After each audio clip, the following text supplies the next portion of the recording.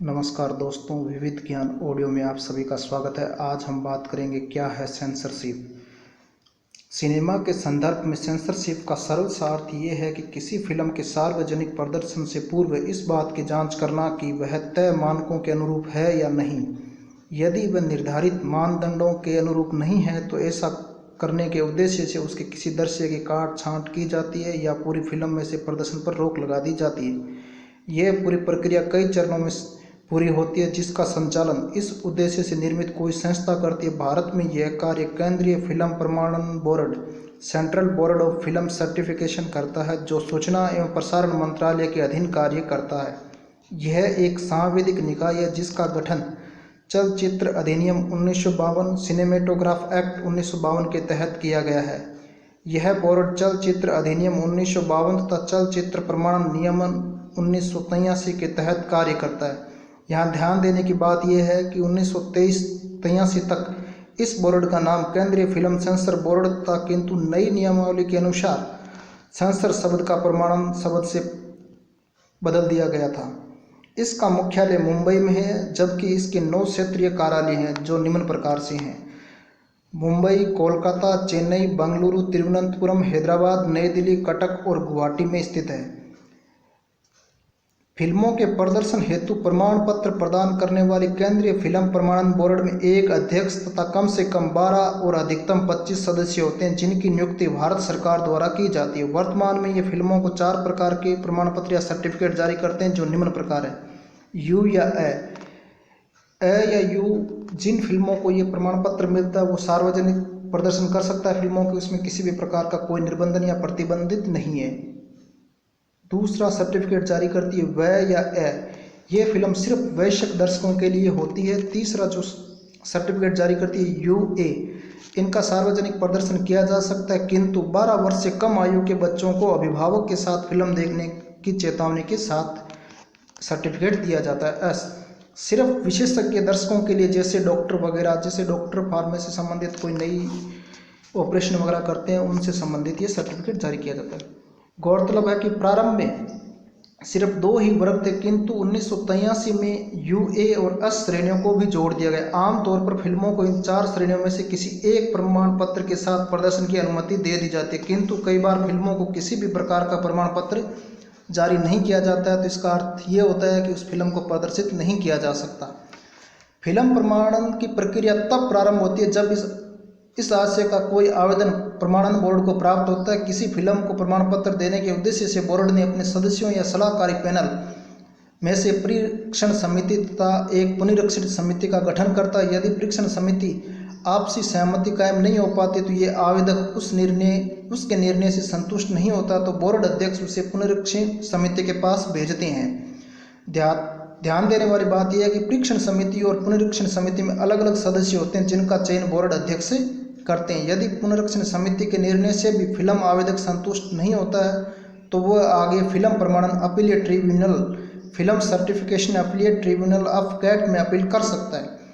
इसके बाद भी सहमति न बन पाने की दशा में इसके विरुद्ध उच्च न्यायालय तत्पश्चात उच्चतम न्यायालय में अपील की जा सकती है। सामान्यतः प्रमाणन बोर्ड और आवेदक के बीच विवाद प्रमाण पत्र की श्रेणी तथा उसके अनुरूप दृश्यों में काट छांट को लेकर होता है। स्वाभाविक तौर पर एक फिल्मकार की इच्छा होती है कि उसकी फिल्म बिना किसी परिवर्तन के सार्वजनिक प्रदर्शन हेतु प्रमाणित की जाए, जबकि दूसरी तरफ प्रमाणन बोर्ड पर यह जिम्मेदारी होती है वह इस बात की जांच करे कि किसी फिल्म के प्रदर्शन से सार्वजनिक हित को कोई नुकसान न पहुंचे।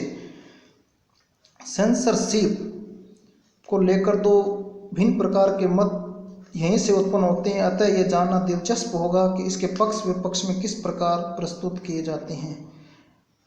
जहां फिल्मकारों को स्वयं को अभिव्यक्त करने का अधिकार है, वहीं राज्य पर उसके नागरिकों की रक्षा का दायित्व है। अतः जहां किसी एक अभिव्यक्त किसी दूसरे के अधिकार क्षेत्र का अतिक्रमण करने लगे तो वह सेंसरशिप अनिवार्य हो जाती है। अतः यह कहा जा सकता है सामाजिक हित में फिल्मों की सेंसरशिप उचित है। अगर किसी बड़े सार्वजनिक हित की रक्षा के लिए फिल्मों को सेंसर किया जाता है तो इसे किया जाना चाहिए। अब प्रश्न ये जरूर उठता है कि इसका निर्धारण कैसे होगा कि कोई फिल्म इन मानकों के अनुरूप है कि नहीं। तो ये निर्धारण करने के लिए एक बोर्ड का गठन किया गया जो केंद्रीय सेंसर बोर्ड है। वर्तमान में युग में जब इंटरनेट का प्रसार हो रहा था, ऐसे में यह तय कर पाना लगभग असंभव है कि किसी कंटेंट की पहुंच को प्रतिबंध कर दिया जाए। अब राज्य एक नैतिक प्रहरी के रूप में कार्य नहीं कर सकता, अपितु अधिक निश्चयात्मक रूप से ये कहा जाए राज्य को नैतिक प्रहरी रूप में कार्य नहीं करना चाहिए। लोगों को यह आज़ादी होनी चाहिए वे अपनी पसंद की फिल्में देख सकें, न कि सिर्फ उन फिल्मों को देखने के लिए बाध्य हो जिनका चयन केंद्र सरकार द्वारा नियुक्त लोगों का एक समय करे। वैसे भी कोई प्रतिबंध धारणीय तभी हो सकता है जब उसे सामाजिक स्वीकृति मिल जाए, अन्यथा यह संघर्ष को बढ़ावा देता है। भारत इतनी विविधताओं वाला देश है कि हो सकता है किसी एक वर्ग के हित में बनाई गई फिल्म किसी विशेष वर्ग को अपने विरुद्ध लगे, किंतु वह यथार्थ पर आधारित हो। अतः अभिव्यक्ति को अजार्किक रूप से प्रतिबंध करना गलत है। मूलतः कोई भी फिल्म दर्शक और फिल्मकार के बीच एक संवाद की प्रक्रिया तक किसी फिल्म पर आई प्रतिक्रिया ही ये तय करती है कि वह फिल्म सामाजिक परिस्थितियों के कितने अनुकूल। हालांकि यह प्रक्रिया भी निर्दोष नहीं है, किंतु किसी फिल्म को अपनाने या खारिज करने का अधिकार 20-25 सदस्यों वाले किसी बोर्ड के बजाय व्यापक दर्शक समूह को होना चाहिए। राज्य सिर्फ विरल परिस्थितियों में इसमें हस्तक्षेप करे ताकि सहमति या असहमति प्रक्रिया अधिक सुचारू रूप से चले जाए।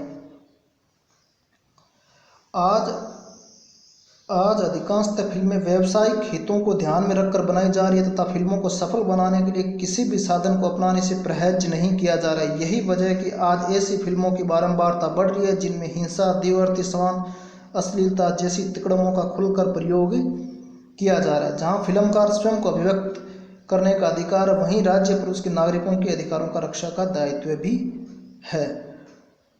वर्तमान में प्रचलित 4 प्रकार की श्रेणियों के अतिरिक्त कुछ अन्य श्रेणियों का निर्माण किया जा सकता है ताकि अधिक से अधिक फिल्म प्रदर्शित की जा सके। कुछ फिल्मों को विशेष चेतावनी के साथ प्रदर्शित करने की अनुमति दी जानी चाहिए। प्रमाणन बोर्ड का काम सिर्फ फिल्मों को उसकी श्रेणी के हिसाब से प्रमाण पत्र देने का होना चाहिए, न कि उसमें काट छांट करने या उसे प्रतिबंधित करने का। यदि फिल्म प्रमाणन की श्रेणी की ऊपरी सीमा को पार कर जाए तभी उस पर प्रतिबंध लगाए जाने चाहिए। ये कुछ सुझाव है जो समाधान हो सकते हैं। कैसा लगा ये आपको वीडियो? अगर पसंद आए तो चैनल को सब्सक्राइब जरूर करें। इस चैनल पर और भी ढेर सारी ऑडियो क्लिप में अभी आएगी जिसमें अन्य जो मुद्दे हैं उन पर बात की जाएगी। धन्यवाद दोस्तों।